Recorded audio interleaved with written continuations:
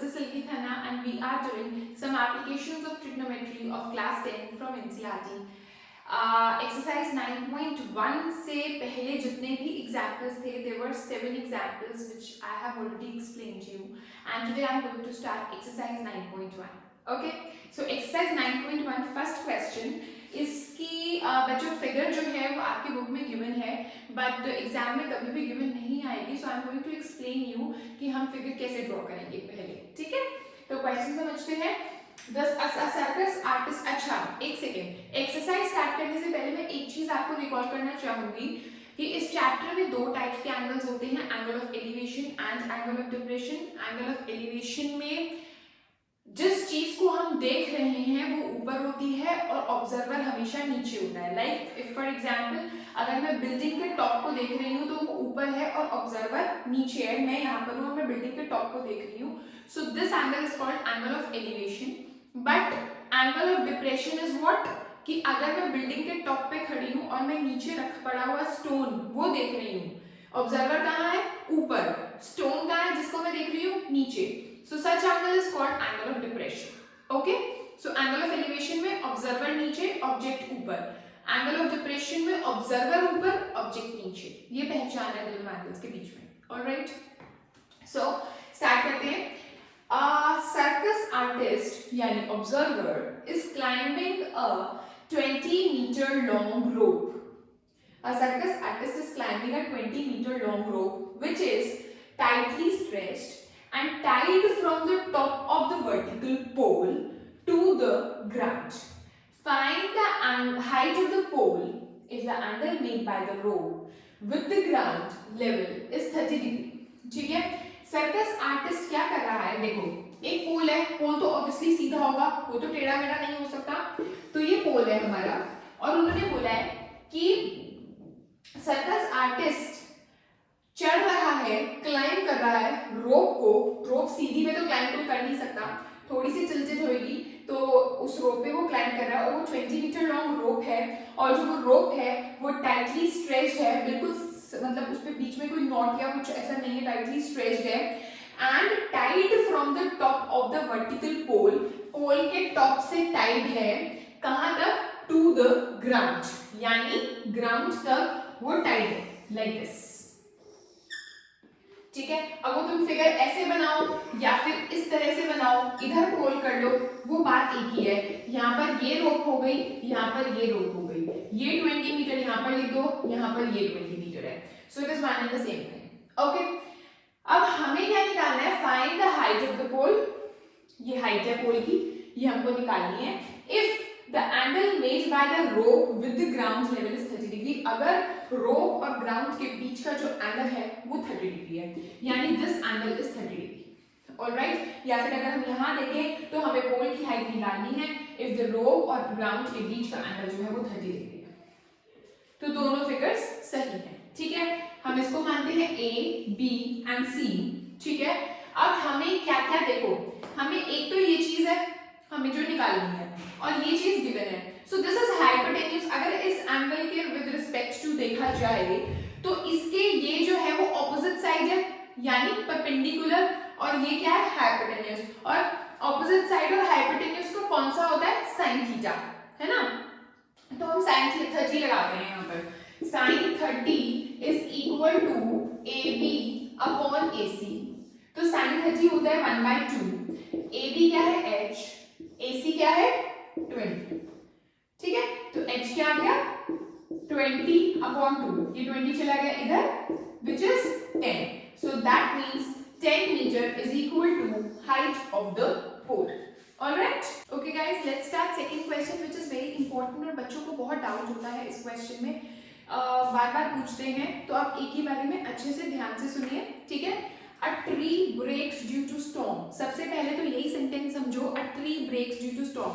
Storm आता है, tree break होता है. कैसे होता है? क्या जड़ से उखड़ जाता है, रूट से उखड़ जाता है? नहीं. अगर ट्री खड़ा हुआ है ऐसे इस तरह से, रोड पर कोई ट्री है तो ट्री कैसे अगर टूटेगा स्टॉर्म आने पर, तो ट्री कहीं मतलब जैसे इतना बड़ा ट्री है तो वो कहीं बीच में से टूटेगा ना, कहीं से भी, मतलब यहाँ से यहाँ से यहाँ से कहीं से भी टूट सकता है. ये थोड़ा ना कि जड़ से ऊपर के नीचे चला जाएगा, इतनी नीचे से भी हो जाएगा. चलो, तो a tree breaks due to storm का मतलब कि कहीं से वो टूट गया, आगे वो यही कह रहे हैं कि tree breaks due to storm. And the broken part, अब ये जो ब्रोकन पार्ट है यानी यहां से लेकर यहां तक, इट बेंड्स, ये ऐसे गिर गया, जैसे कि ये ट्री था, ये अब ये पोर्शन ऐसे नीचे आ गया, गिर गया ऐसे, ठीक है। So that the top of the tree, ये जो टॉप ऑफ द ट्री था, इट टचेस द ग्राउंड, ये टॉप जो था ये ग्राउंड पे टच हो गया, ये मेरा ग्राउंड है। अभी समझ आया? Making an angle of 30 degree with it, 30 degree angle बनाया ग्राउंड के साथ उसने, इस तरह से टॉप ग्राउंड को टच कर रहा है, ठीक है। तो फेयर फिगर हमारी ये है कि अगर मान लो ये ट्री की हाइट है ओरिजिनल, ये ओरिजिनल ट्री था मेरा इतना बड़ा, ठीक है, तो ये मैंने नाम दे दिया ए बी सी, ये मेरा AC जो है ये ओरिजिनल ट्री है मेरा, ठीक है, और ये स्टॉर्म आने पर B पॉइंट से टूट गया, और जो ट्री का टॉप था, ये ट्री का टॉप है, ये ग्राउंड पे जाके लग गया, और इस तरह से लगा, इस तरह से टच हुआ कि वो टॉप अब 30 डिग्री एंगल बना रहा है ग्राउंड के साथ। तो ये पॉइंट A है, तो ये वाला पॉइंट भी मैंने A ही मान लिया, मैंने डिफरेंट माना ही नहीं, ठीक है। आगे हाँ, the distance between the foot of the tree, ये रहा फुट ट्री का, ट्री मेरा ये था, उसका फुट तो यहीं पर ही है ना अभी। The distance between the foot of the tree to the point, कहां तक? उस पॉइंट तक where the top touches the ground, ये वाला पॉइंट, यानी इन दोनों के बीच का जो डिस्टेंस है it is given to be 8 metre. ये हमें क्या गिवन है? 8 मीटर्स, ठीक है। हमें क्या निकालना है? Height of the tree. अब सोचने वाली बात ये है, हाइट ऑफ द ट्री का मतलब क्या है? हाइट ऑफ द ट्री का मतलब ये है कि जो ओरिजिनल हाइट थी ट्री की, जब ट्री नहीं टूटा था, वो वाली हाइट निकालनी है, ठीक है। टूटने के बाद वाली हाइट नहीं पूछ रहे वो क्या पूछ रहे हैं? Find the height of the tree, मतलब original height of the tree, यानी हमें AC निकालना है, ओके। अब ये जो AC है ये ओरिजिनल हाइट है ना ट्री की, मैं लिख रही हूँ यहाँ पर ताकि आपको अच्छे से समझ आ जाए कि जो ओरिजिनल हाइट है, ओरिजिनल हाइट ऑफ ट्री जो है वो क्या है? AC, ठीक है। अब ये जो B पॉइंट से वो टूट गया और जो टॉप था वो यहाँ पर लगा, तो अगर मुझे ये AC निकालना है तो AC क्या होगा? AB प्लस BC, AC निकालना है मुझको, to find AC, original height निकालनी है, तो AC है क्या? वो है AB प्लस BC, तो दैट मीन्स मुझे BC चाहिए और AB चाहिए। अब AB में ऐसे नहीं निकाल पा रही क्योंकि AB से कोई ट्रायंगल नहीं बन रहा, लेकिन ये जो AB है यही टूट के नीचे गिरा है, तो जो AB है और जो ये वाला AB मैं ये निकाल लूं तो वही वो चीज है, ठीक है। या फिर अगर मैं इसको नाम ही डिफरेंट दे देती हूँ, लो, ठीक है। अब ये जो AB है वो DB के इक्वल है क्योंकि वही पार्ट तो गिर के नीचे यहाँ पर लगा ग्राउंड पे, तो AB की जगह मैं DB लिख देती हूँ, ये लो ऐसे कर देते हैं, ठीक है। और BC को BC ही लिखते हैं, तो दैट मींस अगर मैं DB और BC निकाल लूं, यानी अगर मैं ये और ये निकाल लूं और उनको ऐड कर दूं तो मेरा AC आ जाएगा। This is the concept behind this question, okay. तो अभी मुझे मेरा मोटिव क्या रह गया? BC निकालना और BD निकालना, ठीक है। तो अब सबसे पहले ये देखो कि BC जो है वो इस एंगल की ऑपोजिट साइड है और ये एडजेसेंट साइड है। ऑपोजिट अपॉन एडजेसेंट मतलब tan थीटा यानी tan 30, तो मैं लगाती हूँ tan 30 which is BC upon DC, ठीक है। BC मेरे को निकालना है, DC मेरे को गिवन है, tan 30 क्या होता है? 1/√3, ठीक है। तो मेरा BC क्या आ गया? 8/√3 मीटर्स, ऑलराइट। अब हम निकालते हैं ये वाली साइड। ये वाली साइड कौन सी है? एडजेसेंट। ये वाली कौन सी है? Hypotenuse. Adjacent upon hypotenuse is what? cos theta. तो मैं लगा रही हूं cos 30 degree is equal to DC upon BD। cos 30 क्या होता है? √3/2, है ना, √3/2। DC क्या है?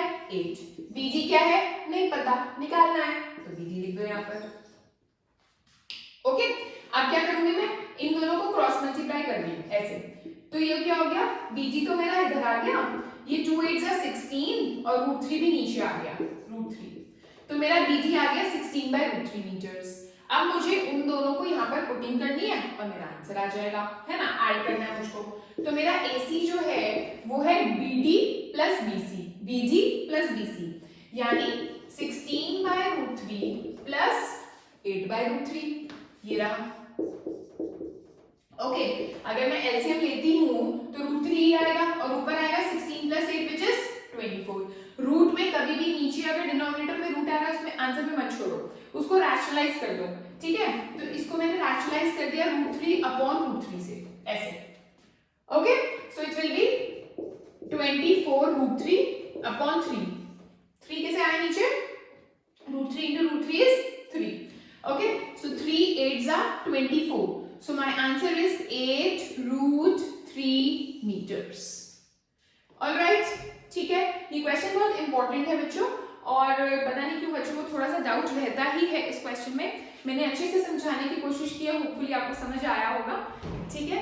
So today we have done first 2 questions of this exercise. आगे हम अपनी नेक्स्ट वीडियो में करते हैं। Okay, bye bye.